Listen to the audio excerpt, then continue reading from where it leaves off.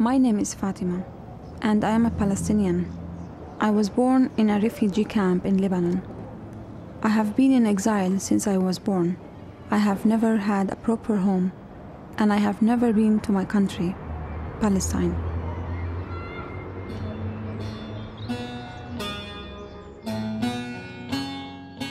His Majesty's government view with favor the establishment in Palestine of a national home for the Jewish people and will use their best endeavors to facilitate the achievement of this object.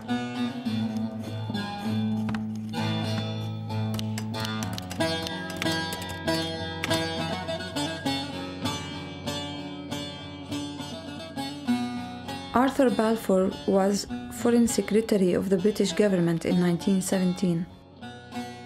The Balfour Declaration was just a letter of 68 words. It was the first time that a major imperial power gave official approval for the Zionists to have a Jewish homeland in Palestine. I knew he was British, but I couldn't imagine that the person who affected all of my life was Scottish and came from a large country state a few hours' drive from where I ended up. When I heard about it, I wanted to go to see his home.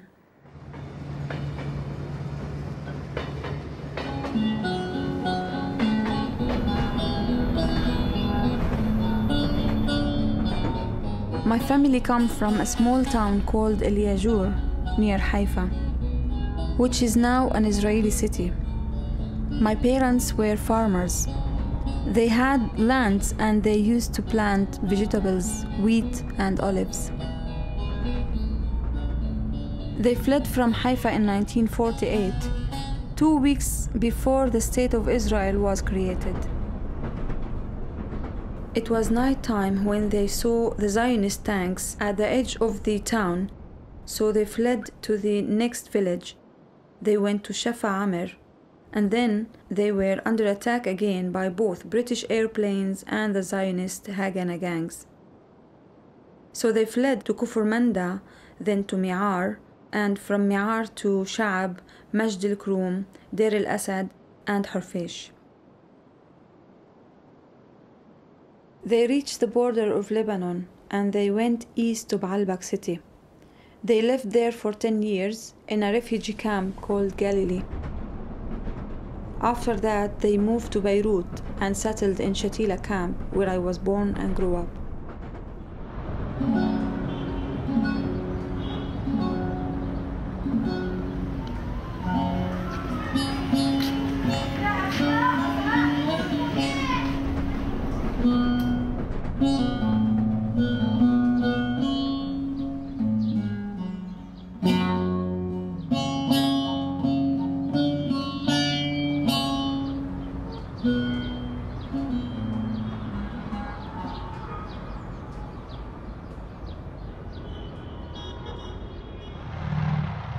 I was 10 years old during the Israeli invasion in 1982.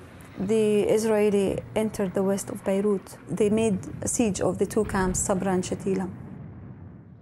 At 4 or 5 p.m., they started shooting the camp.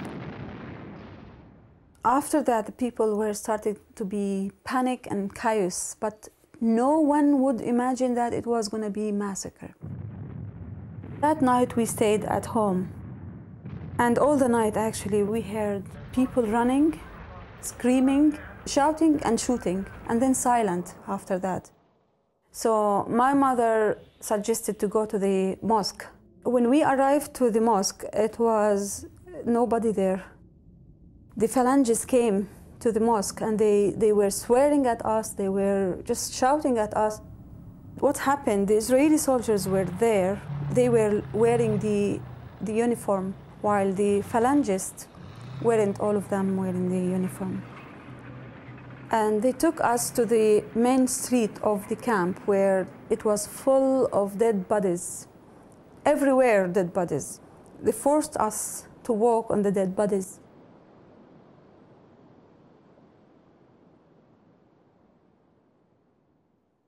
I remember When we were walking on the dead bodies before we left, it was what I saw was my cousin Aida, and she was raped. She was with no clothes, and she was lying dead in the street. And her father was, I glimpsed him in this small alleyway. He was just bent down, dead as well at that street. So that was too much. When I saw it, I couldn't believe they killed my cousin. I couldn't speak about these things for 2 years.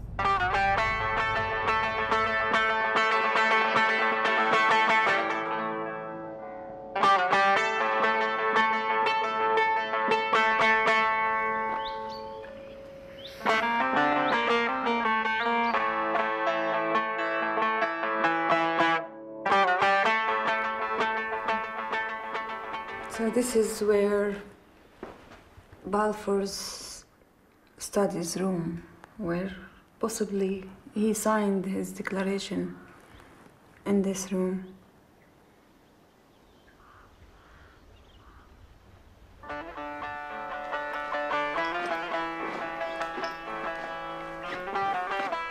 By signing the declaration, Balfour gave away the land of my parents and grandparents. The declaration contained a guarantee to safeguard the human rights of non-Jewish communities living in Palestine. Those rights have been ignored ever since.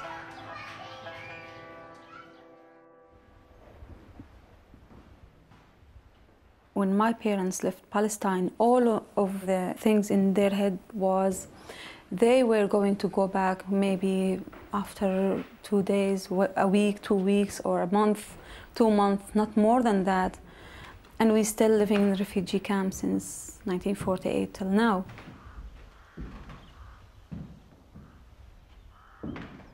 Always my father was saying, we will go back one day. We will go back one day to Palestine. And I remember like I came to Britain. I phoned him once and I told him, why don't you come and stay with me? I want you to stay with me. He said, just 2 cases I could leave the camp. One, whether to go back to my land in Palestine or to go to my grave. And he went to his grave. He never came back to his country. Even when they buried him, I wasn't there. I couldn't actually see him. I couldn't go to the funeral. And he didn't have even place to be buried in. They buried him over my brother's dead body.